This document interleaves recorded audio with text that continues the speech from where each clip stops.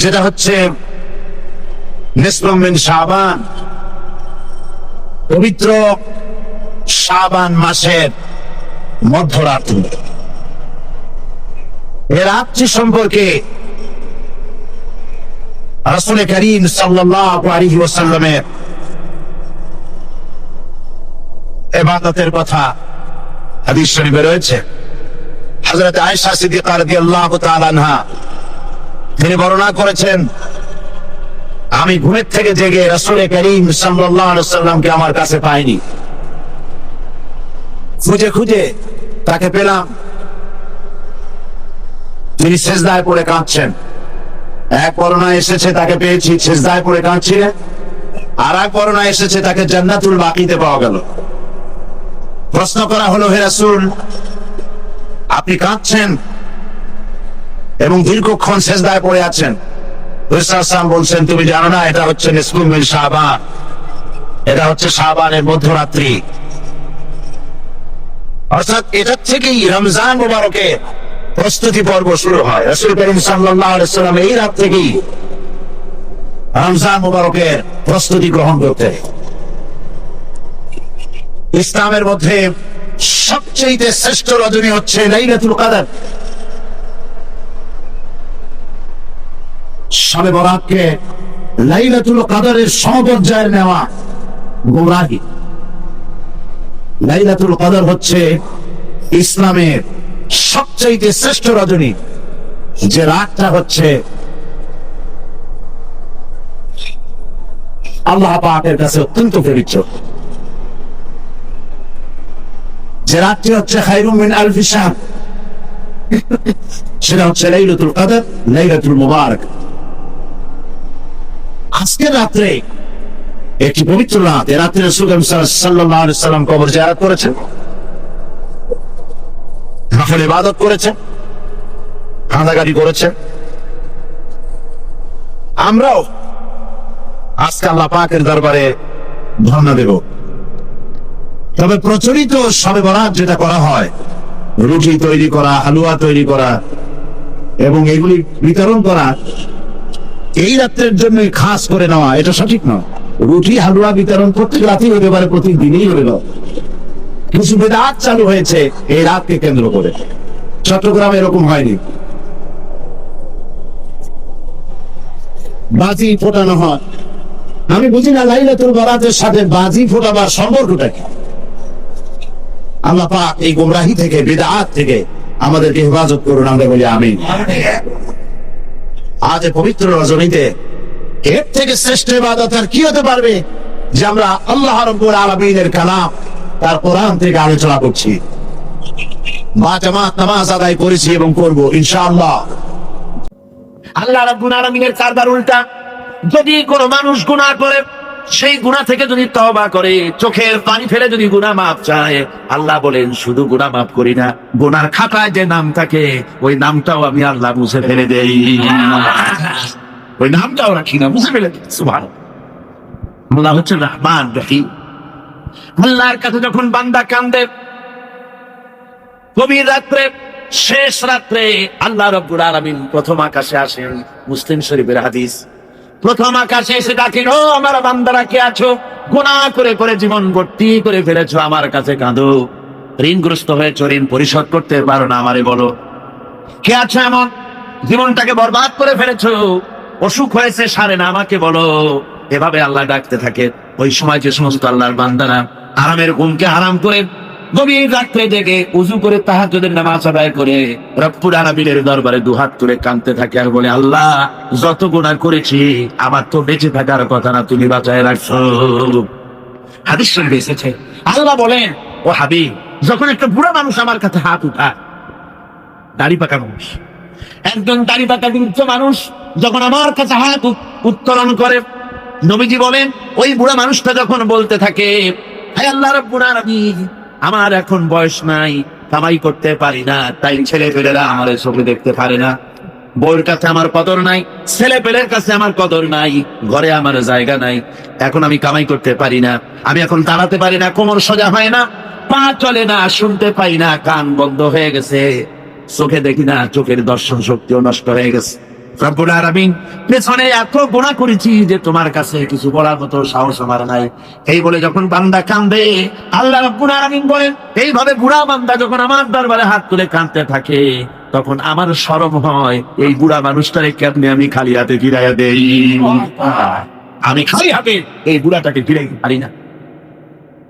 মানুষ যখন এভাবে কাঁদতে থাকে, আল্লাহ রাব্বুল আলামিন ফেরেশতাদের জিজ্ঞেস করেন, ও আমার ফেরেশতারা, আমার এই বান্দাগুলা কাঁদে কেন?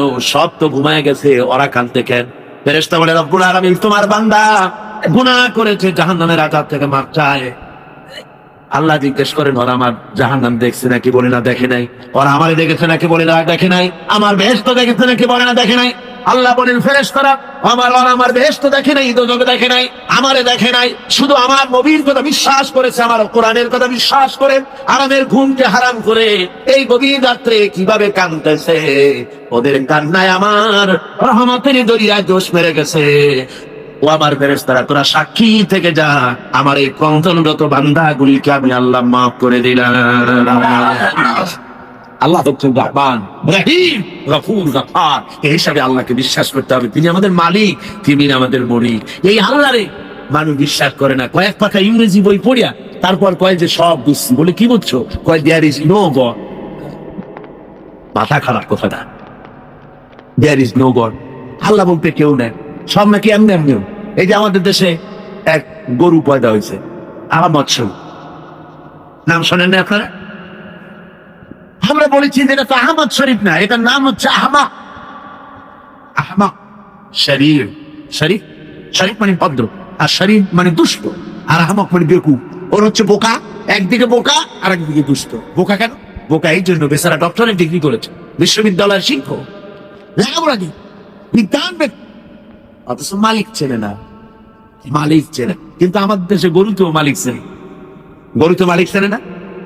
বিলের মধ্যে, কোলার মধ্যে রাতের বেলা যাইয়া আপনি ডাক দেন আপনার গরুরে, যেখানে থাকো আপনার কাছে ছুটে আসবে, ঠিক কিনা করে? বাড়িতে যদি গরু তো কিছুটা ভদ্র, কুত্তা। এই কুকুর আপনার বাড়িতে যদি শিকারি কুকুর থাকে, রাত্রিবেলায় যদি আপনার বাড়িতে আরেকজন যাই ওঠে আর যদি কাশি দেয়, তাহলে তাকে তাড়াইয়া নদী পার করে ছাড়বে না কোন? আর আপনি বদ্ধ রাত্রে যান, আওয়াজ দেওয়া লাগবে, শুধু একটা কাশি দেবেন, কুকুর এসে আপনার পায়ে ল্যাজ গুলাবে, মুখ ঘষবে, ঠিক কিনা? আরে আল্লাহ কুত্তায়ও মালিক চেনে। আহমদ শরীফ এমন গরু, এমন কুকুরের চাইতে নিকৃষ্ট, মালিকরে চিনল না। জোরে কন্যা উজুবিল্লাহ। এমন কপাল মোড়া, যেই লেখাপড়া শিখতে পড়ে স্রষ্টাকে চিন্তায় না, ওই বিদ্যা 4 পয়সা মূল্য নাই। আছে মূল্য? মূল্য। আল্লাহ রাব্বুল আলামিনকে বুড়ো আঙ্গুল দেখায়। আল্লাহ আবার এগুলোর কিছু কয় টয়। পিঁপড়ায় যদি হাতিরে দেখে কয় যে কত বড় একখান হাতি হয়েছে, এই বলে যদি পিঁপড়া হাতিরে নিন্দা মন্দ করে, হাতি কি পেরে আসে নাকি? পিঁপড়াকে খারাপ করে। মানুষ তো আল্লাহর কাছে মানুষগুলো কি কিছুই, পিঁপড়ার চাইতো ছোট। কিসের বড়াই মানুষ? আল্লাহ বলছেন, ওয়াল্লাহুল গানিয়্যু ওয়া আনতুমুল ফুকারা। তোমরা সব ফকিরের গোষ্ঠী আর বেনিয়াস, বেপরোয়া কেবলমাত্র আল্লাহ সুবহানাহু ওয়া তাআলা। পড়েন সবাই, কুল হুয়াল্লাহু আহাদ, আল্লাহুস সামাদ, লাম ইয়ালিদ ওয়া লাম ইউলাদ ওয়া লাম ইয়াকুল লাহু কুফুয়ান আহাদ।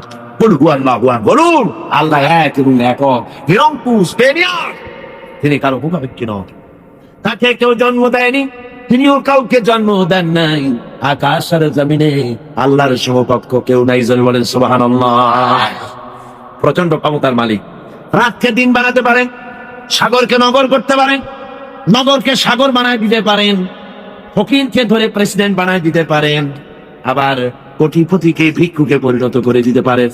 যে প্রেসিডেন্ট দেখা যায় গলা থেকে শুরু করে পা পর্যন্ত ফুলের মালা দিয়া বোঝাই, সম্মানের কোনো অভাব নাই। আবার ফুলের মালার পরিবর্তে জুতার মালা পরাইয়া জেলখানার মধ্যে ঢুকাই দিতে পারেন আল্লাহ রাব্বুল আলামিন। পারে কিনা? জোরে কোন পারে কিনা? প্রচন্ড ক্ষমতার মালিক তিনি। সব দেখেন, সব শোনেন। অবশ্য রাতের বেলায় দেখেন না নাকি? আল্লাহ কি ঘুমায়? জোরে কোন আল্লাহ ঘুমান? লা তাখুযুহু সিনাতুন ওয়ালা নাওম। তার কোনো ঘুম নাই, তন্দ্রাও নাই, সব তিনি দেখেন এবং শোনেন। আল্লাহর উপরে এরকম ঈমান আনতে হবে, প্রচন্ড ঈমান তার উপরে রাখতে হবে, তার রহমতের উপরে ভরসা করতে হবে এবং এই কথা মনে রাখতে হবে যে আল্লাহ রাব্বুল আলামিন তিনি কেবল আমাদেরকে রহমত করতে পারবেন না, যাব করতে পারেন। ঈমান আনতে হবে আল্লাহর উপরে। আল্লাহর উপরে ঈমান আনার অর্থই হলো আল্লাহর হুকুম মানা, আল্লাহর আইন মানা, আল্লাহর বিধান মানা, আল্লাহর শাসন মানা। এই কোরআনে কারীমে আল্লাহ যেসব কথা বলেছেন সেই কথা অনুযায়ী জীবনকে পরিচালনা করা, এটাই হলো আল্লাহর প্রতি ঈমান আনা। ঈমান আনার কথা যেখানে আল্লাহ বলেছেন সেখানে বলেছেন ওয়াবিলুস সালিহাত। ঈমান যেখানে, আমলে সালেহের কথা সেখানে। ঈমানের কোনো দাম নাই যদি আমলে সালেহ না থাকে, আমলে সালেহের কোনো দাম নাই যদি ঈমান না থাকে। কথা বুঝে আসতেছে আপনাদের? দেখুন কোরআনে কারীমের ভিতরে অন্যত্র এসেছে ইন্নাল্লাযীনা আমানু ওয়া আমিলুস সালিহাতি কানাত লাহুম জান্নাতুল ফিরদাউসি নুজুলা। নিশ্চয়ই যারা ঈমান এনেছে এবং আমলে সালেহ করেছে তাদেরকে আল্লাহ রাব্বুল আলামিন জান্নাতুল ফিরদাউস দিবেন। তো এই যে ঈমান যেখানে, আমলে সালেহ সেখানে। আমলে সালেহ না হলে অর্থাৎ নেক কাজ, সৎ কাজ না হলে ঈমানের দাম নাই। এজন্য আমি দৃষ্টান্ত দিতে গিয়ে বলি ঈমান হলো একটা এক, ওয়াহিদ, একটা ফিগার। ঈমান হলো এক, আর আমলে সালেহ নেক কাজ হলো শূন্য। নেক কাজগুলি কি? কথা বল না কেন? নেক কাজগুলি কি? শূন্য। এখন দাম কার বেশি, একের বেশি না শূন্যের বেশি? অনেকে বলে কয় যে না শূন্যের দাম বেশি। বলে কিরকম? কয় যে একের সামনে শূন্য বসলো তো একের দাম বেড়ে গেল, 1 10 হয়ে গেল, আর একটা শূন্য দিলে 1 100 হয়ে গেল, কাজে শূন্যের দাম বেশি। আমি বলি আপনার থিওরি যদি ঠিক হয় তাহলে শূন্য বসাইতে থাকেন যতের পারে। তো বসাইলো একক দশক শতক সহস্র অযুত নিযুত কোটি লক্ষ পদ্ম খর্ব মহাখর্ব নিখর্ব এরকম করে করে জনমের মতো শূন্য বসাই দিল। আমি বললাম আপনার এখন একের দাম, আপনার এই শূন্যের দাম তো বেশি বললেন, আমি আমার এক উঠে পকেটে থুয়ে দিলাম, দেখি আপনার শূন্যের দাম কত হবে। শূন্যের আর দাম থাকবে? কোনো দাম থাকবে না। শূন্যের মূল্য হয় একের কারণে। শূন্যের মূল্য হয় কিসের কারণে? একের কারণে। এক আছে বলে শূন্যের দাম বেশি, আর যদি এক না থাকে শূন্যের কোনো দাম নাই। সুতরাং এখন ঈমান আর শূন্য হচ্ছে ভালো কাজ। ঈমান আছে, একটা ভালো কাজ করেছেন 10 হয়ে গেল, আরেকটা ভালো কাজ করলেন 100 হলো, আরেকটা ভালো কাজ করলেন 1000 হলো। এ হলো আপনার চিন্তায় 1000 হয়েছে, কিন্তু আল্লাহর খাতায় অনেক বেশি হয়েছে। কত হয়েছে? অনেক বেশি। কিরকম? মানুষ যখন হযরত আদম আলাইহিস সালাম আর শয়তানকে আল্লাহ রাব্বুল আলামিন যখন পৃথিবীতে নির্বাসিত করে দিলেন, শয়তান তখন বলল যে আদমের কারণে আমার জীবন বরবাদ হয়ে গেল, আমার আমল নষ্ট হয়ে গেল। ওই আদম সন্তানকে আমি জাহান্নামের ভিতরে বেশি বেশি ঢুকাই দেবো, আমি হায়াত চাই কিয়ামত পর্যন্ত। আল্লাহ হায়াত দিয়ে দিলেন। শয়তান চলে আসার পরে রব্বুল আলামিন ফেরেশতাদের বললেন, আমার ফেরেশতারা, এই শয়তান যখন আমার বান্দাদেরকে কোনো কুমন্ত্রণা দিবে তখন তোমরা আমার বান্দা যখন গুনাহ করার জন্য নিয়ত করবে তখন তার আমলনামায় কোনো গুনাহ লিখবা না, গুনাহটা করা হয়ে গেলে একটা গুনাহই লিখবা। আর যখন আমার বান্দা যদি কোনো ভালো কাজ করার নিয়ত করে, কাজটা করে নাই, শুধু নিয়ত করেছে, একের পরিবর্তে একটা নেকি লেখা দাও। আর যখন ভালো কাজটা করা হয়ে যাবে তখন তার আমলনামায় একের পরিবর্তে 10 গুণ বাড়াইয়া লিখে দিও। জোরে করে সুবহানাল্লাহ। সুতরাং যত ভালো কাজ করবেন আপনার আমল বেড়ে যাবে। কি বেড়ে যাবে? আপনার আমল বাড়তে থাকবে। আর আপনার ঈমান নাই। অনেকে কয় যে হুজুর এমনি আমি মানুষ খুব ভালো। বলে কিরকম ভালো? কয়েকদিন মিথ্যা কথা কই না, তারপরে যে জায়গায় টিউবওয়েল নাই টিউবওয়েল করে দিই, কানা মানুষের চোখ ভালো করে দেওয়ার জন্য অপারেশনের ব্যবস্থা করি, এতে মিসকিনরা খাইতে দেই, অনেক ভালো ভালো কাজ করি, খালি যা নামাজ পড়ি না, তাতে কি আমার ঈমান নষ্ট হয়েছে না? আমি বলে ভাই ঈমানই তো নাই, এটা নষ্ট হবে কি? ঈমান তো থাকা লাগবে। লা দীনা লিমান লা সালাতা লাহু, যার কাছে নামাজ নাই তার কাছে দ্বীন নাই, ঈমান নাই। মনে রাখবেন, যে ব্যক্তি নামাজ পড়ে না, মুসলমান বলে দাবি করা কোন অধিকার তার নাই, কোনো দাম নাই। আপনি নামাজ পড়েন না তো আল্লাহর সামনে মাথা নত হইল না, আপনি কিসের মুসলমান? ওরকম গরুর শগুনিও খায়, বলে যে আমরা গরুর গোশত খাই, শগুনিও তো খায়। আমি দাঁড়িয়ে রাখি, রবীন্দ্রনাথ তো দাঁড়িয়ে রাখছে, কার্ল মার্কস তো দাঁড়িয়ে রাখছে, তাহলে কি হয়েছে? কথা বুঝতে পেরেছেন? সুতরাং মাথা নত করতে হবে, আল্লাহরে সেজদা দিতে হবে। এমনি এমনি মুমিন হতে খাওয়া যাবে না। সবে বরাত আসলো, মাশাআল্লাহ, আগের থেকে রেডি, রুটি তৈরি, গোশত তৈরি, তারপর গোসল করবে কোন জায়গায় তাও তৈরি। শোনা আছে যে প্রত্যেক ফোটায় ফোটায় 100 করে নেকি হবে গোসলের পানি, তেল তোল মাইখা ভালো করে গোসলের জন্য রেডি হয়ে আছে। গোসল টোসল করিয়া এরপরে গোস্ত খাইলো, খুব গোস্ত টোস্ত খাই খাইয়া তারপরে 2 রাকাত 6 রাকাত নামাজ পড়িয়া ঘুমায়। মনে করলো যে পিছনের গুনাহ মাফ হয়েছে। না, এত সহজ না। কথা বুঝতে পেরেছেন? এত সহজ না। শেষ রাত্রে ঘুমাইয়া বজন নষ্ট করছে ওই পাগলের গুণ। এক পাগল বলছিল যে মিয়া তুমি গরু কেন, ভালো মানুষকে পাগলের লোক কিন্তু গরু কেন, ঘুরতেছি গরু তালাশ করি, একটা গরু কেনবো, পরশুদিন কোরবানি হবে, কোরবানির গরু তালাশ করি কিনবো। পাওনা কজনা পাইনি, পাওনা তাতে কি হয়েছে, একটু মাঠে কত গরু একটা ধরে নিয়ে জবাই দিয়ে কয় যে তো তুমি পাগল, তোমার কথা পরের গরু জবাই দিলে তো গোনা হবে, আমি গরু কিনে জবাই দেবো। কয় তুমি পাগল, আমি পাগল। পাগলে বলতেছো তুমি পাগল, তুমি কোরবানি উপলক্ষে একটা ভালো নিয়ত করে একটা গরু তুমি ধরবা, সে যার করবি ভালো নিয়ত করিয়া কোরবানির দিনে নামাজ পড়ে আসে আল্লাহু আকবার বলে জবাই দিয়ে দেয়। এখন তুমি চুরি করছো সেজন্য একটা পাপ হবে, আর আল্লাহ রাস্তায় কোরবানি করছো সেজন্য একটা সওয়াব হবে। কোরবানির সওয়াব আর চুরির পাপ ভগ্নাংশের মতো কাটাকাটি হয়ে যাবে, কষ্ট খাওয়া পাপ। মুসলমানের অবস্থা তাই হইতো, সারা বছর গুনাহ করে ওজনে কম, খাদ্যে ভেজাল, চুরি ডাকাতি জুয়া মিথ্যে কথা সব বলে, সবে বরাতে সমানে ইবাদত করে মনে করে পিছনের গুনাহ মাফ হয়ে যাবে, আর রাতের বেলায় খাও গোশত আর রুটি খায় না ওজনে বলছে, এটার নাম পাগলামি। আচ্ছা আপনারা শিক্ষিত লোক যারা, তারা তো বোঝেন, আপনারা সবই শিক্ষিত ভালো মানুষ, আপনারা নিশ্চয়ই বোঝেন বোনাস। ঈদে বিভিন্ন মিল কলকারখানা বোনাস দেয়, বোনাসটা বোঝেন তো? একটু কথা না করলে আমি বুঝি কেমন বোনাস বোঝে। ধরুন আদমজি জুট মিল কর্তৃপক্ষ তারা ঘোষণা করেছে ঈদের একদিন আগে 28শে রমজান অথবা 29শে রমজান আমরা ঈদ বোনাস দেব। এখন ঈদ বোনাসের কথা শুনিয়া ঢাকার থেকে গাড়ি গাড়ি ভর্তি লোক যাইয়া যদি গেটে দাঁড়ায় আমাদের ঈদ বোনাস দেন, ঈদ বোনাস দেবে ওদের করা। বোনাস কাদের জন্য? যারা মিলে এমপ্লয়, যারা কর্মচারী, ওদের জন্য বোনাস। বাইরের লোকেরা বোনাস বোনাস করে যদি বেশি চিল্লায় তাহলে বোনাস পিঠের উপরে দেবে না, পিঠের উপরে বোনাস দিয়ে দেবে।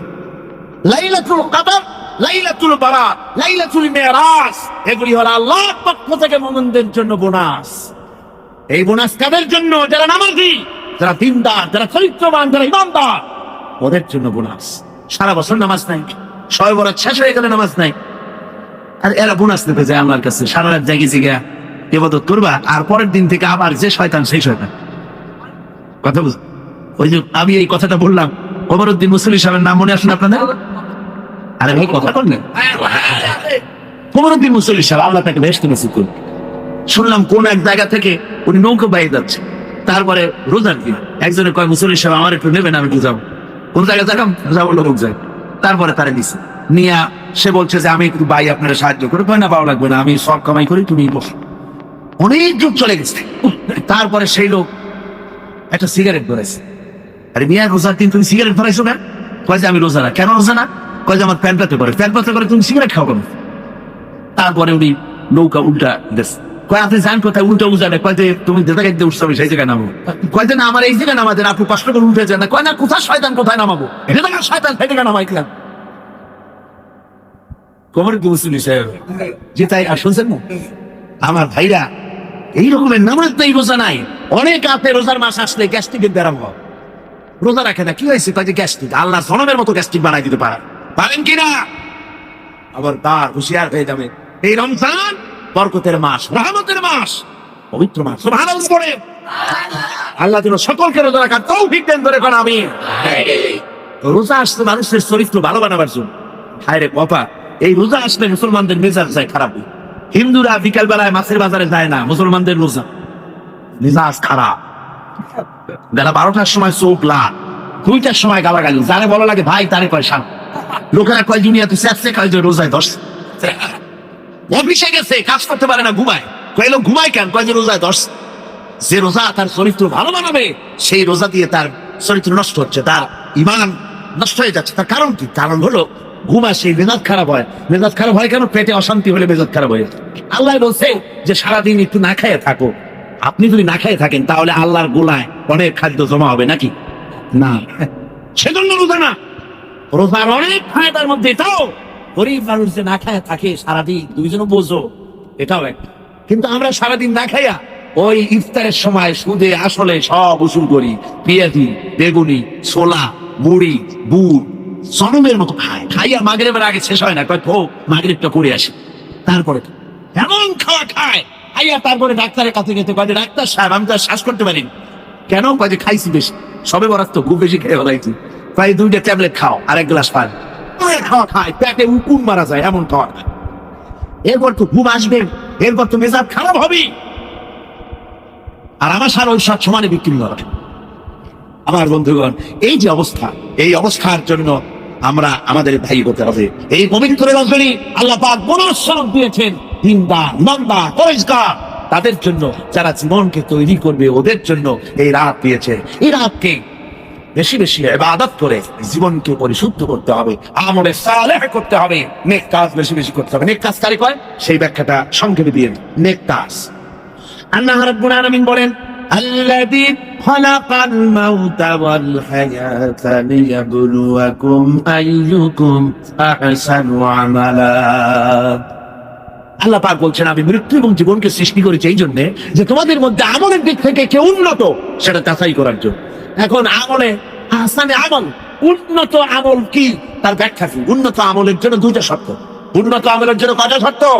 ভালো করে বোঝেন আর শোনেন। উন্নত আমলের জন্য দুটি শর্ত। একটি শর্ত হচ্ছে আমলটা হতে হবে আল্লাহ রজামন্দির জন্য, আল্লাহকে খুশি করার জন্য আমলটা হতে হবে। দুই নম্বর শর্ত হচ্ছে আমলটা হতে হবে সুন্নতে নববীর উপরে, রাসূল পাক যেভাবে কাজটি সম্পাদন করেছেন তার উপরে হতে হবে, তাহলে এটা হবে আহসানে আমল। আপনি নামাজটা কেমনে পড়বেন? আপনার পীর সাহেব যেমন পড়েন ওই রকম, আপনার মাওলানা সাহেব যেমন পড়েন ওই রকম, আপনার মুহাদ্দিস সাহেব ওই রকম না। আমার নামাজ পড়তে হবে, রাসূল পাক সাল্লাল্লাহু আলাইহি ওয়াসাল্লাম বলেছেন, সাল্লু কামা রাআইতুমুনি উসাল্লি, নামাজ পড়ো সেইভাবে যেভাবে আমাকে পড়তে দেখো। সুবহানাল্লাহ। রাসূল হচ্ছেন মডেল, সব ব্যাপারে আদর্শ। জনাব মুহাম্মদ রাসূলুল্লাহ সাল্লাল্লাহু আলাইহি ওয়াসাল্লাম তার অনুকরণ অনুসরণ জীবনের সব ক্ষেত্রে করতে হবে, তাহলেই প্রত্যেকটি কাজ আহসানে আমল হবে, উন্নত মানের কাজ হবে। যদি সত্যিকারের আমরা সে আমলটাকে আল্লাহকে খুশি করার জন্য করি, তাহলে বুঝতে হবে প্রথম কাজ ঈমান, দুই নম্বরে নেক কাজ। দুই নম্বরে কি? নেক কাজ। যদি ঈমান না থাকে আর অনেক ভালো ভালো কাজ আপনি করেছেন, তাহলে হবে 0 + 0 + 0 সমান কত হবে? 0ই। এই জন্য কাজটি আল্লাহকে খুশি করার জন্য হতে হবে, নেক কাজ দিয়ে জীবনকে ভরে ফেলে দিতে হবে, জীবনকে ভরে ফেলে দিতে হবে। 3 নম্বরের যে কথাটি জীবন সফল হওয়ার জন্য তা হচ্ছে إلا الذين آمنوا وعملوا الصالحات وتواصوا بالحق وتواصوا بالصبر। ঈমান, আমলে সালেহ। আজ 3 নম্বরের কাজ হলো হকের দাওয়াত দেওয়া। 3 নম্বরের কাজ কি বলুন? 3 নম্বরের কাজ কি? হকের দাওয়াত। হক কি? ইসলাম। হক কি? যদি বলুন হক কি? ইসলামের দাওয়াত দিতে হবে। ইসলামের দাওয়াত দিতে হবে, ঘরে ঘরে পৌঁছে দিতে হবে ইসলামের দাওয়াত। মানুষকে বুঝাতে হবে ইসলাম ছাড়া উপায় নেই। ইসলাম হচ্ছে একটা কমপ্লিট কোড অফ লাইফ, মুকাম্মাল নিজামে হায়াত, একটি পরিপূর্ণ জীবন ব্যবস্থা যার মধ্যে আছে অর্থনীতি, সমাজনীতি, রাজনীতি, সব আছে। কোরআন শরীফে আছে না অর্থনীতি? রাজনীতি আছে না? আমাদের দেশে কথা উঠেছে যে ধর্মনিরপেক্ষতা অবলম্বন করতে হবে, ধর্ম আর রাজনীতি আলাদা। এ ধরনের কথা শহরে বন্দরে হয়, মানুরই পাড়ার মতো এই প্রত্যন্ত অঞ্চলে সব জায়গায় এসব কথা বোধহয় বলা হয় না। বলা হয় ধর্ম আর রাজনীতি আলাদা বলে। আমার ভাইরা মনে রাখবেন, ধর্ম নিরপেক্ষ মতবাদ এটি একটি কুফরি মতবাদ। যারা বলে এটি কি মতবাদ? দুনিয়ার সব আলিম, সব মুহাদ্দিস, সমস্ত মুফাসসির একমত, ধর্ম নিরপেক্ষ মতবাদ হচ্ছে কুফরি মতবাদ। যেহেতু আল্লাহর কথার সাথে সম্পূর্ণ কন্ট্রাডিক্টরি, সাংঘর্ষিক। আল্লাহ বলছেন, ইয়া আইয়ুহাল্লাযীনা আমানু আতিউল্লাহা ওয়া আতিউর রাসূল ওয়া উলিল আমরি মিনকুম। ও বিশ্বাসীরা, তোমরা যারা আমার উপর ঈমান এনেছো, আল্লাহর পরে আল্লাহর আনুগত্য করো, রাসূলের আনুগত্য করো। কোন ক্ষেত্রে আনুগত্য করো? সকল ক্ষেত্রে। কিন্তু ধর্ম নিরপেক্ষবাদী যারা, তারা বলে যে ধর্ম ব্যক্তিগত ব্যাপার, ধর্ম ব্যক্তিগত ব্যাপার, জীবনের সব ক্ষেত্রে ধর্ম পালন করা যাবে না, এই কথাই তারা বলে। অর্থনীতিতে, সমাজনীতিতে, রাজনীতিতে ধর্ম পালন করা যাবে না, ধর্ম ব্যক্তিগত ব্যাপার। তাহলে কোরআনের আয়াতের সাথে সাংঘর্ষিক হলো না? সাংঘর্ষিক হলো না? এই জন্য ধর্ম নিরপেক্ষ মতবাদ হচ্ছে একটি কুফরি মতবাদ। যারা বলে ধর্ম নিরপেক্ষ মতবাদ দিয়ে সংখ্যালঘুদেরকে নিরাপত্তা বিধান করার জন্যই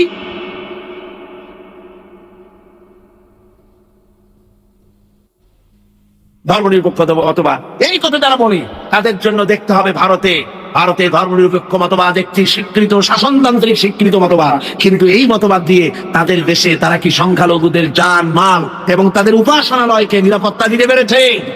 জোরে বলেন, পেরেছে? ধর্ম নিরপেক্ষ মতবাদ আরেকবার প্রমাণ করে দিল যে এটা কোনো মানুষের জন্য সঠিক মতবাদ হতে পারে না। ওরা বাবরি মসজিদ ভেঙেছে, ভারতের প্রধানমন্ত্রী নরপশুরাও, এটা নরসীমা না, এটা নরপশু।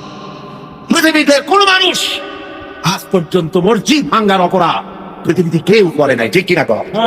কেউ করেনি।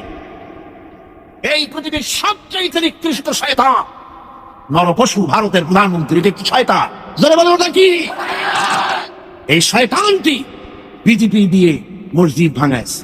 বাবরি মসজিদের উপরে যখন শাবল এবং কোদাল চলতেছিল, সিএনএন কেবল নিউজ নেটওয়ার্কের মাধ্যমে যখন আমরা এই দৃশ্য দেখেছি, আমার তো মনে হচ্ছিল যে এই শাবলগুলি মসজিদের উপরে পড়ছে না, বরং পৃথিবীর 125 কোটি মুসলমানের কলিজার উপরে পড়তেছে। মুসলমানদের কলিজা ভেঙে চুরে ওরা টুকরা টুকরা হয়ে গেছে। মসজিদে মসজিদ ভাঙা হয়, এরপর যে মুসলমানের কলিজায় আগুন জ্বলে না, ওইটা কি মুসলমান? ওইটা কি মুসলমান? ভারতের মুসলমানেরা তারা রাস্তায় নেমেছে, নিরস প্রতিবাদ করতে রাস্তায় নেমেছে। নরপশু পুলিশেরা এই মুসলমানদেরকে গুলি করে পাখির মতো শিকার করেছে। যখন মসজিদ ভাঙা হয়, পুলিশেরা রাইফেল নিয়ে নীরব হয়ে নীরব দর্শকের ভূমিকা পালন করে একটা ফাঁকা গুলিও করেন, অথচ মুসলমান গুলি মেরেছে। একটা দুইটা না, হাজার হাজার মুসলমান মেরেছে। এ পর্যন্ত শত শত মসজিদ ভেঙে তারা টুকরা টুকরা করে ফেলেছে। ভারতের একটা বড় রকমের এজেন্ট, বড় রকমের দালাল ভারতের একটি দল আমাদের দেশে কাজ করে, আছে না? আছে কিনা কম?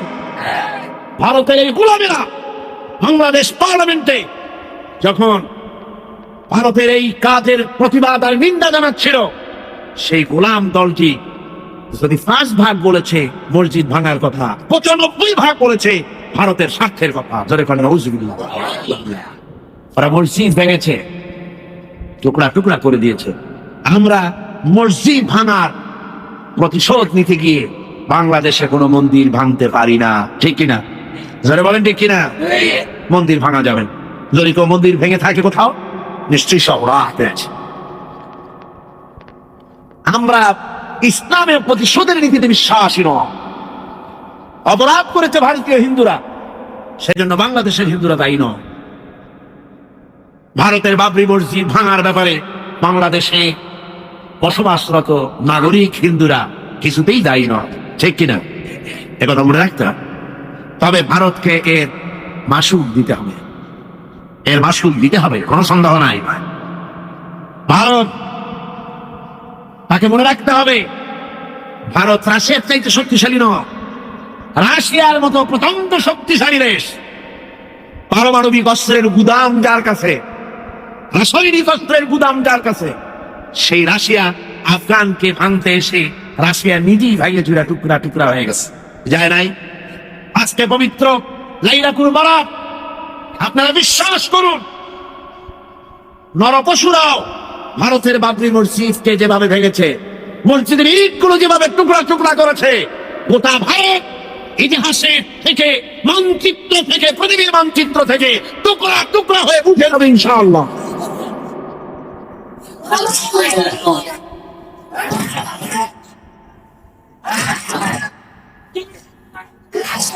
আজ হিন্দুস্তানের সঙ্গে মুসলমানদের একটা লড়াই হবে, হিন্দুস্তানের সাথে মুসলমানদের একটা যুদ্ধ হবে। এটা আমার কথা নয়, এটা বলেছেন বিশ্বনবী জনাবে মুহাম্মদ রাসূলুল্লাহ সাল্লাল্লাহু আলাইহি ওয়াসাল্লাম। ইবনে মাজাহ শরীফের হাদিস। হযরত আবু হুরায়রা রাদিয়াল্লাহু তাআলা আনহু হচ্ছেন রাবী। হযরত আবু হুরায়রা তিনি বলছেন, রাসূল সাল্লাল্লাহু আলাইহি ওয়াসাল্লাম বলেছেন, 2 শ্রেণীর লোক কিয়ামতে জাহান্নাম থেকে মুক্ত বলে ঘোষিত হবে। এক শ্রেণী হচ্ছে ওরা যারা ঈসা আলাইহিস সালামের সাথে থেকে তার চালের বিরুদ্ধে যারা লড়াই করে শাহাদাত বরণ করবে, কিয়ামতের দিন আল্লাহ পাক তাদেরকে জাহান্নাম থেকে মুক্ত বলে ঘোষণা করবেন। দ্বিতীয় শ্রেণী রাসূলুল্লাহ বলছেন, হিন্দুস্তানের সঙ্গে একটা জিহাদ হবে, ওই জিহাদে যারা শহীদ হবে, কিয়ামতের দিন আল্লাহ পাক তাদেরকে জাহান্নাম থেকে মুক্ত বলে ঘোষণা করবেন। হযরত আবু হুরায়রা বলেছেন, এই হাদিস বর্ণনা করে তিনি বলেছেন, আল্লাহ যদি আমাকে সেই পর্যন্ত বাঁচায় রাখেন, তাহলে হিন্দুস্তানের ওই লড়াইতে শরীক হয়ে আমি যদি শহীদ হতে পারি, তাহলে কিয়ামতের দিন জাহান্নাম থেকে আমিও মুক্ত বলে আল্লাহর কাছে ঘোষিত হতে পারবো এবং মুক্ত হয়ে আমি মুক্তভাবে বিচরণ করতে পারবো। এই আশা তিনি পোষণ করে দুনিয়া থেকে বিদায় গ্রহণ করেছেন। সেই জিহাদ আজও হয়নি, ইতিহাসটা প্রমাণ করে না। জিহাদ একটা হবে ভারতের সাথে, সেই জিহাদ বাংলাদেশের সেনাবাহিনী, বাংলাদেশের বিডিআর আর পুলিশ নয়, শুধু 11.5 কোটি তাওহীদি জনতা কাঁধে কাঁধ মিলিয়ে বাবরি ভাঙার প্রতিশোধ ভারতের কাছ থেকে কড়াই কন্যায় আমরাই করে ছাড়বি ইনশাআল্লাহ।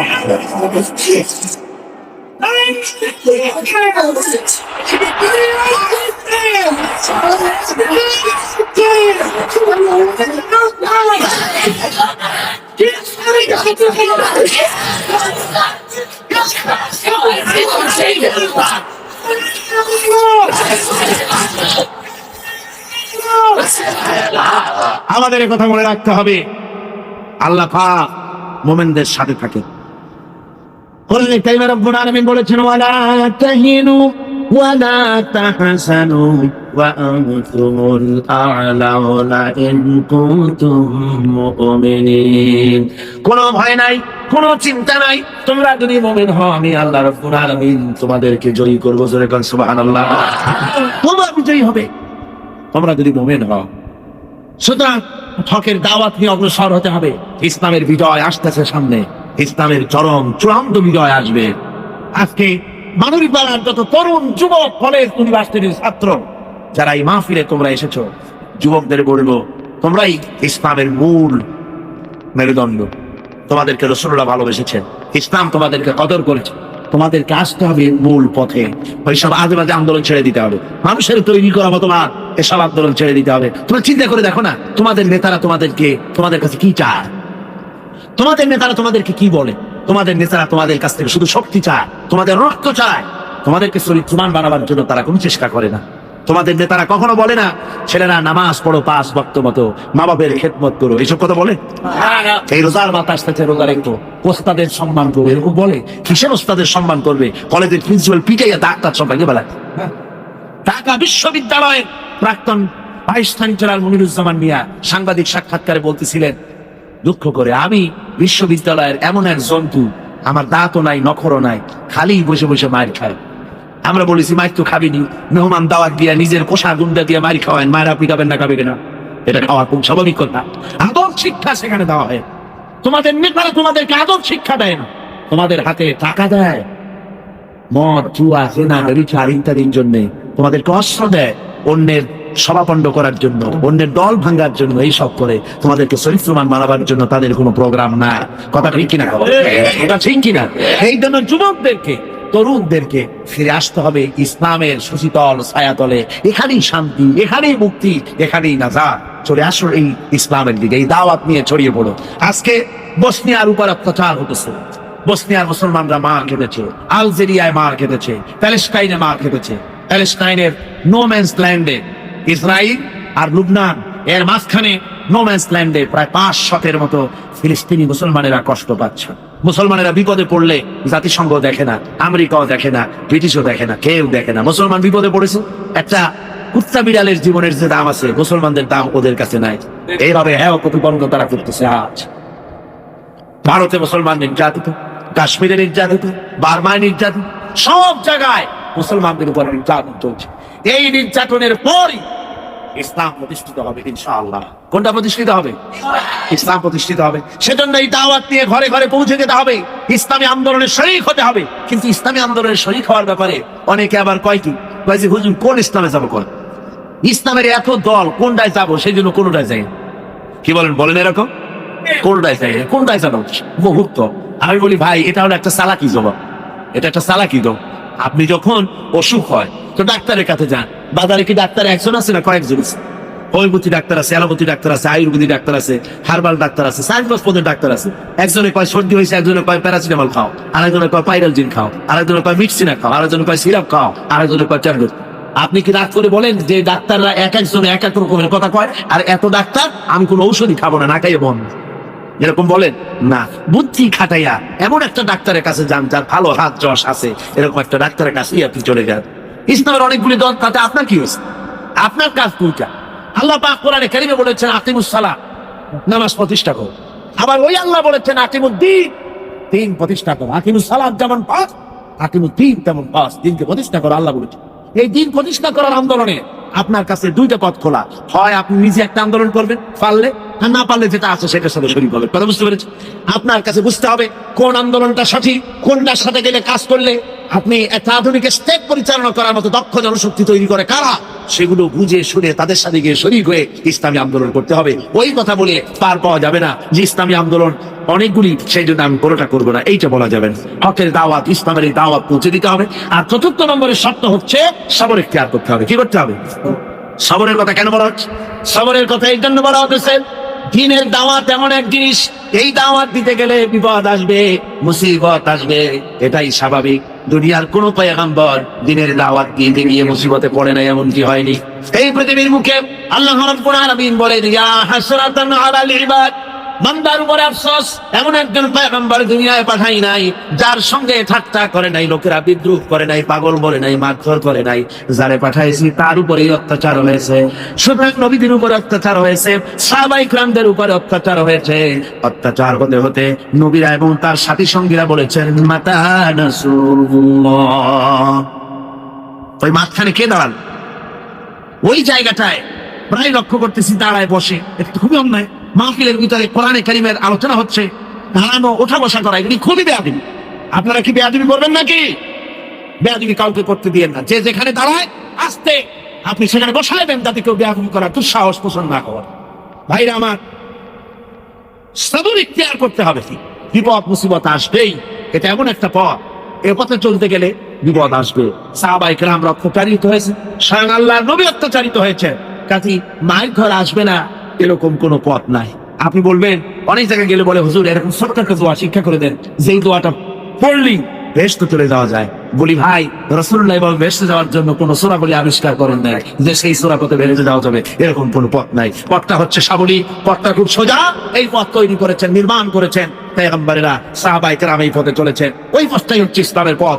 আর এই পথে আপনাকে আন্দোলন করতে গেলে আপনাকে মুসিবত আসবে, আপনার উপরে কষ্ট আসবে, বিপদ আসবে। হযরতে বেলালের কষ্ট, হযরতে খাব্বাবের কষ্ট, খোবাইবের কষ্ট ভুলে গেলে হবে না। হযরতে খাব্বাবকে খুঁটির সাথে বেঁধেছে, আর চতুর্দিক থেকে তীর তরবারি তার উপরে নিক্ষিপ্ত হয়েছে।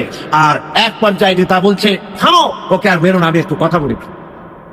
নেতা বলতেছে, খাব্বাব তোমাকে এই জায়গা থেকে একটা শর্তে ছেড়ে দিতে পারি, তোমাকে ছাড়ার পরে এইখানে মুহাম্মদ সাল্লাল্লাহু আলাইহি ওয়াসাল্লামকে এনে তাকে বাঁচবো, তার উপর অত্যাচার করবো, তাতে যদি তুমি রাজি হও তাহলে তোমাকে ছেড়ে দেওয়া যেতে পারে। এতক্ষণ ধরে যিনি অস্ত্রের আঘাত সহ্য করতেছিলেন, তিনি কথার আঘাত সহ্য করতে পারলেন না।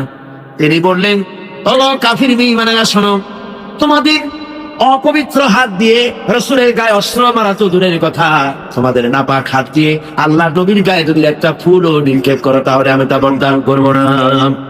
কাফেররা তীর মারা শুরু করে দিল, তরবারি মারতেছে, বল্লম মারতেছে, গোশত কেটে কেটে পড়ে যাচ্ছে। হযরতে খাব্বাব তখন তিনি মাথা নিচু করে আল্লাহর দরবারে বলতেছেন, রব্বুল আলামিন, হায়াত তো পড়িয়ে বোধহয় গেল, আমার মনে হয় এখন আমি শহীদ হয়ে যাব, কিন্তু আমার মন বলে যদি আমি 2 রাকাত নামাজ পড়ে তোমার সিজদা দিতে পারতাম, জীবনটা বড় খুশি হতো, আরাম পাইতাম। কিন্তু আমি তো বাধা, আমি তো সিজদা করতে পারবো না।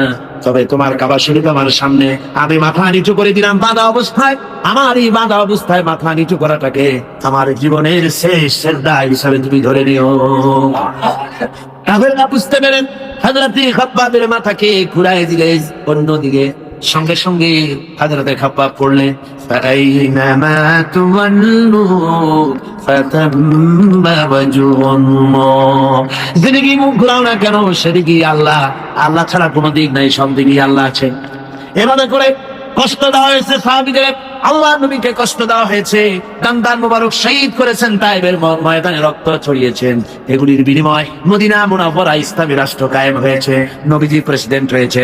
আর কোরআনের সংবিধান চালু করে দিলে চুরি বন্ধ হলো, ডাকাতি বন্ধ হলো, জেনা ব্যভিচার বন্ধ হয়ে গিয়ে সুখী সমৃদ্ধশালী স্থিতিশীল একটা দেশ তৈরি হয়ে গেল।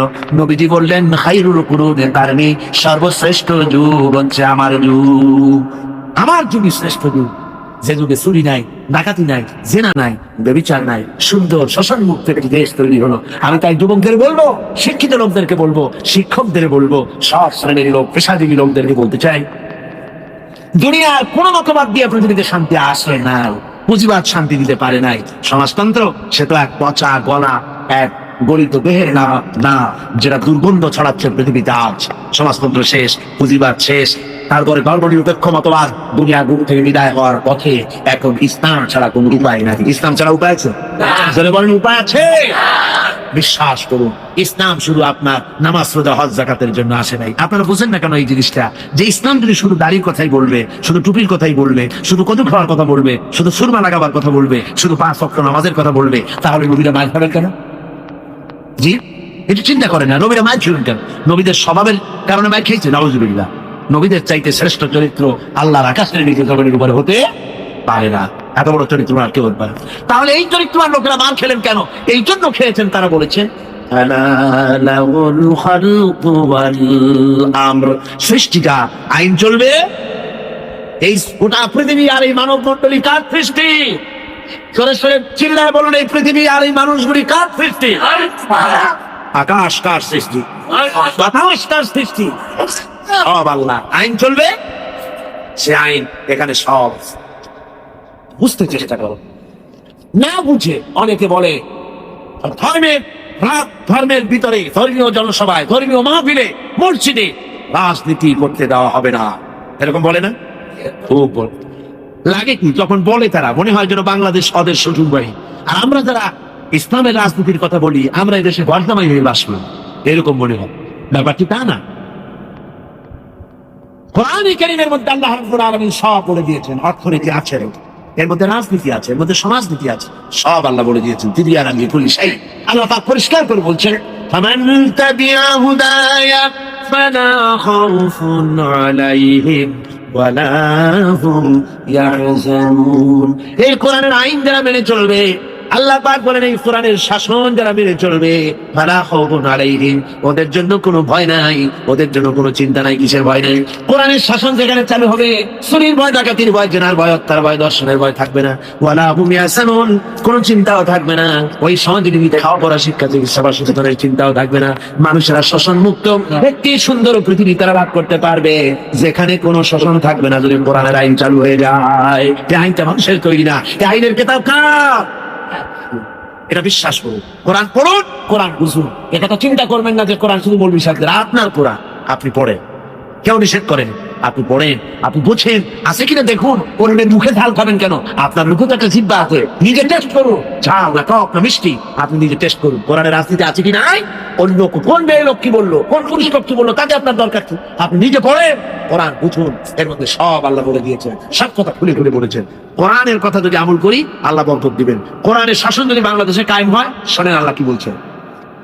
আল্লাহ রাব্বুল আলামিন বলছেন, ওয়ালাউ আন্না আহলাল কুরআ আমানু ওয়াত্তাকাউ লাফাতাহনা আলাইহিম বারাকাতিন মিনাস সামাই ওয়াল আরদ। জনপদের লোকেরা, দেশের লোকেরা যদি আমার উপর ঈমান আনে আর আমাকে ভয় করার নীতি যদি অবলম্বন করে চলে, আল্লাহ রাব্বুল আলামিন বলেন, তাহলে ওই দেশের মানুষের জন্য আমি আকাশ আর জমিনের সব বরকতের দরজা খুলে দেব। সমস্ত বরকতের দরজা খুলে দেবো। আকাশ থেকে খাদ্য নাজিল হবে, জমিন তার খাদ্যের গোড়া খুলে দেবে, নদীতে মাছের অভাব হবে না, গাছে ফলের অভাব হবে না, আমি দেবো। কে দেবে? আল্লাহ। পারবে কিনা দিদি? পারবে কিনা? আল্লাহ একবার বিশ্বাস করো না যদি, তাহলে লক্ষ্য করে দেখো, এই পৃথিবীতে মানুষের সংখ্যা কম, অন্য প্রাণীদের সংখ্যা অনেক বেশি, ঠিক না? মানুষের চাইতে গরু, ছাগল, ভেড়া, পোকা মাকড়, তারপরে মাছ, স্থলচর জলচর প্রাণী, মানুষ বেশি না ওরা বেশি? ওরা বেশি। মানুষের ব্যাংকে টাকা আছে, আপনাদের ব্যাংক আছে না এখানে?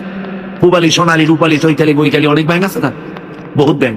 এই ব্যাংকগুলিতে আপনারা টাকা জমা করেন, পয়সা জমা করেন, গোলায় ধান রাখেন আর ব্যাংকে টাকা রাখেন। কারণ পাতিশিয়ালের কোনো ব্যাংক আছে?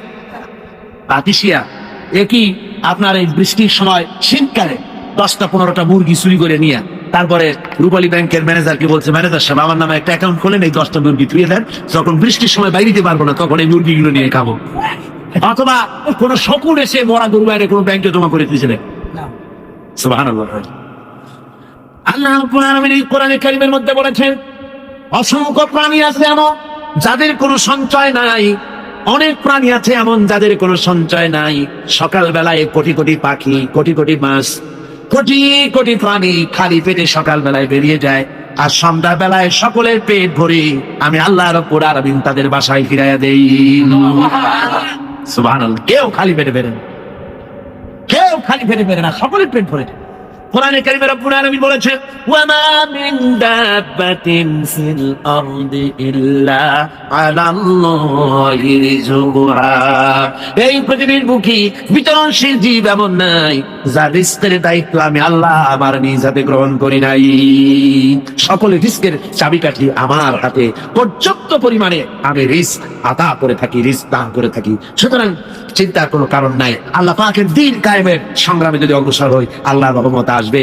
আজ ইসলামী আন্দোলন করার কারণে বাতিলরা সব এক হয়ে গেছে ইসলামী আন্দোলনের বিরুদ্ধে। বাতিলরা কি করছে? এক হয়ে গেছে। রাসূলের কথা অনুযায়ী রাসূল বলেছেন, আল কুফরু বিল্লাতুন ওয়াহিদা, কাফেররা আসলে এক জাত। দুনিয়ায় সব জায়গায় নিজেদের মধ্যে হাজারো ঝগড়া আছে, বিবাদ আছে, কিন্তু ইসলামে মারা লাগবে, মুসলমান মারা লাগবে, তখন সব কি হয়ে যায়? এক হয়ে যায়, সব এক হয়ে যায়। আজকে সব এক হয়ে কলেজে, বিশ্ববিদ্যালয়, দেশে বিদেশে সব জায়গায় সকল ইসলাম বিরোধী শক্তি ঐক্যবদ্ধ হয়ে ইসলামকে ধ্বংস করার জন্য হাজারো প্রচেষ্টা চালাচ্ছে, কিন্তু ইসলাম ধ্বংস হবে না। হবে? ইসলাম ধ্বংস হবে? বিশ্বকবি আল্লামা ইকবাল রহমাতুল্লাহ আলাইহি বলেছেন, সাথে জাকা রহা হ্যায় अदर से टाइम रोज चरागे मुस्तफा भी से शरारे बुलहबी। সেই আরমান কাল থেকে আবু লাহাবের স্ফুলিঙ্গের সাথে, অগ্নি স্ফুলিঙ্গের সাথে মুস্তফা আরবি সাল্লাল্লাহু আলাইহি ওয়াসাল্লামের দ্বীন শিখার সংঘর্ষ চলে এসেছে, এ পর্যন্ত চলবে কিয়ামত পর্যন্ত। এই সংঘর্ষে আবু জেহেল, আবু লাহাবের অগ্নি স্ফুলিঙ্গ নির্বাপিত হয়ে যাবে, জ্বলতে থাকবে মুস্তাফা সাল্লাল্লাহু আলাইহি ওয়াসাল্লামের চেরাগ জ্বলতে থাকবে। এই চেরাগ কেউ নিভাতে পারবে না। আজ ইউরোপে যান, আমেরিকায় যান, সর্বত্রই ইসলামের জোর আওয়াজ চলতেছে। গত আগস্ট, সেপ্টেম্বর, অক্টোবর 3 মাস আমি আমেরিকা, ইউরোপ সফর করে এসেছি। 3 মাস সেখানে ছিলাম। এই 3 মাস সফর করতে গিয়ে আগেও দেখেছি, এখনো দেখছি, ইসলামের আন্দোলন, ইসলামকে জানার জন্য, বোঝার জন্য মানুষের চাহিদা আগের থেকে অনেক বেশি বেশি তাদের মধ্যে দেখা গিয়েছে। আলহামদুলিল্লাহ। সেই লন্ডন শহরে আজ থেকে 90 বছর আগে মসজিদ ছিল মাত্র একটি, সেই লন্ডন শহরে এখন মসজিদ প্রায় 1000-এর কাছাকাছি। গোটা ইংল্যান্ডে 1000 মসজিদ আর 3টা টাইটেল মাদ্রাসা চালু হয়েছে। ইংল্যান্ড 3টা টাইটেল মাদ্রাসা, কলেজ, হাই স্কুল আর কিন্ডার গার্ডেন স্কুল যা মুসলমানরা চালাচ্ছে, তার সংখ্যা 30টি। হেফজখানা আছে বহু। কোরআনের আওয়াজ, ইসলামের আওয়াজ, যে দেশে কাফেরদের দেশ, সেইখানে কোরআনের রুলবালা হচ্ছে, ইসলামের আন্দোলন চলতেছে, ইসলামের আওয়াজ চলতেছে। আমেরিকাও একই অবস্থা। তারা দেখতেছে যে শান্তি নাই, মানুষের তৈরি করা মতবাদে কোনো শান্তি নাই, বরং অশান্তি আরো বাড়ে, অশান্তি জনমের মতো বাড়ে। চরিত্র কোথায় চলে গেছে আজ? রব্বুল আলামিন, চোখ তোমার এক বিরাট নিয়ামত, আমাদেরকে তুমি দান করেছো, চক্ষু দান করেছো, কিডনি দান করেছো, হার্ট দান করেছো, আমাদের কত কিছু নিয়ামত এই শরীরে দান করেছো, যার কোনো শুকর আদায় করা সম্ভব না আমাদের জন্য। আল্লাহ, তোমার কাছে দাবি করি, জন্মের পরে যে সমস্ত জিনিস তুমি আমাদের সাথে দিয়েছো, আমাদের শরীরে দিয়েছো, মৃত্যুর আগে একটা নিয়ামত তুমি ছিনাইয়া নিও না। এমন রোগ আমাদের দিও না যাতে চোখ নষ্ট হয়ে যায়, এমন রোগ দিও না যাতে কিডনি নষ্ট হয়ে যায়, এমন রোগ দিও না যাতে হার্টের বাল্ব নষ্ট হয়ে যায়। আল্লাহ, মৃত্যু পর্যন্ত চোখ দুটো খোলা রেখো, যাতে তোমার কোরআন দেখতে পারি, যাতে তোমার এই সুন্দর পৃথিবী দেখতে পারি। আল্লাহ, তুমি দয়া করে মেহেরবানি করে আমাদের চোখগুলি সুন্দর রেখো, ভালো রেখো। আমাদের বন্ধু বান্ধবের ভিতরে তাদের চোখ নষ্ট হয়ে গিয়েছে, আল্লাহ তুমি দয়া করে তাদের দৃষ্টিশক্তি হৃদয় দাও, দিনের খেদমত করার তৌফিক তাদেরকে দান করে দাও। আয় আল্লাহ, যাদের যত রকমের রোগ আছে তোমার কাছে শেফা কামনা করি, দয়া করে তুমি আমাদের সেবা দিয়ে দাও।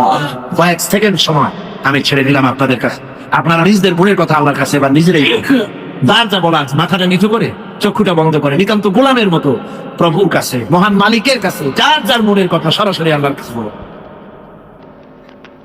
আয় আল্লাহ, মনে মনে কে কি চায় তুমি জানো, আলিমু বিযাতিস সুদূর, তুমি মনে মনে যেটা চাইলো আল্লাহ, তুমি শাহ, বিশাল আকাশের মালিক তুমি। আল্লাহ, তুমি দয়া করে যেটা চাইলো প্রত্যেকের ঝুলি তোমার রহমত দিয়ে ভরে দাও আল্লাহ। আল্লাহ, আরেকটা দোয়া করি, এই সময় আমরা একেবারে অন্তর দিয়ে বিশ্বাস করতেছি, নিশ্চয়ই তুমি আমাদের দোয়া কবুল করবে। এই পরিপূর্ণ বিশ্বাস নিয়ে এই মুহূর্তে দোয়া করছি আল্লাহ। রাজশাহীর জন্য দোয়া করতেছি আল্লাহ, ইসলামের সমস্ত বিরোধী শক্তিগুলি ঐক্যবদ্ধ হয়ে বিশ্ববিদ্যালয়, কলেজে যে ছাত্র গোষ্ঠী ইসলামের কথা বলে, তাদের উপরে সব জামায় পড়েছে আল্লাহ। গতকাল 2টি সোনার টুকরা ছেলেকে তারা শেষ করে দিয়েছে। রবিউল মুস্তাফিজ, আল্লাহ ওদেরকে শাহাদাত তুমি মঞ্জুর করো আল্লাহ। ইসলামী ছাত্র শিবিরকে কবুল করে আল্লাহ, ওদের রক্ত হাত যেন ঝরে না আল্লাহ। আয় আল্লাহ, রাজশাহীতে বন্য হায়নার মতো, হিংস্র জন্তুর মতো সব এক হয়ে ইসলামের এই আন্দোলনের প্রতি তারা ঝাঁপাই পড়েছে আল্লাহ। আয় আল্লাহ, যত জায়গায় ইসলামের শত্রুরা এক হয়ে এবং ইসলামী আন্দোলনকে ঘায়েল করার জন্য লেগে গেছে, তাদের মোকাবেলায় তুমি তো যথেষ্ট আল্লাহ। আয় আল্লাহ, তোমার কাছে আশ্রয় চাই। আল্লাহুম্মা ইন্না নাজআলুকা ফী নুহুরিহিম ওয়া নাউযু বিকা মিন শুরুরিহিম। আয় আল্লাহ, ওদের সারা রাত থেকে তুমি দয়া করে ইসলামী আন্দোলনকে বাঁচাও, ইসলামের এই কচি কাঁচা সোনার টুকরা ছেলেগুলিকে বাঁচাও আল্লাহ। তুমি দয়া করে মেহেরবানি করো। আজকের এই পবিত্র রাতে তোমার কাছে মদত কামনা করো, তোমার কাছে সাহায্য কামনা করো আল্লাহ। তোমার রহমতের নজরটি এদের দিকে তাকাও আল্লাহ। কলেজ ইউনিভার্সিটিতে ওরা তারা কি কথা বলে ইসলামের জন্য আল্লাহ তুমি কও, ওরা তারা কি কথা বলে, ওরা তারা কি ইসলামের সবাইকে মিছিল করে তুমি বলো আল্লাহ। আল্লাহ, এই ছেলেগুলো কিছু পাইল না আল্লাহ। আয় আল্লাহ, বাতিলকে সংযত করে দাও, সন্ত্রাসীদেরকে সংযত করে দাও। আয় আল্লাহ, সন্ত্রাসীদেরকে সংযত করে দাও আল্লাহ। আল্লাহ, ইসলামী ছাত্র শিবিরকে তোমার কুদরতি হাতে আমানত তুলে দিলাম আল্লাহ। আল্লাহ, তুমি আমানতের হেফাজত করো আল্লাহ। তুমি দয়া করে মেহেরবানি করে এদের প্রতি রহমত নাযিল করো আল্লাহ। আজকের মাহফিলে যত ছাত্র শিক্ষক যারাই আসছে সকলকে ইসলামী আন্দোলনের কর্মী বানায় দাও আল্লাহ। এই মাহফিলে যত লোক এসেছে সবাইকে ইসলামী আন্দোলনের কর্মী বানায় দাও রব্বুল আলামিন। আমাদের দেশে হিন্দু, মুসলমান, খ্রিস্টান, বৌদ্ধ যত জাতি আমরা এখানে বাস করি, আমাদেরকে সাম্প্রদায়িক সম্প্রীতি, মহব্বত, প্রীতি, ভালোবাসা, ভ্রাতৃত্ব নিয়ে আমাদের বসবাস করার তৌফিক দান করে দাও। সাম্প্রদায়িক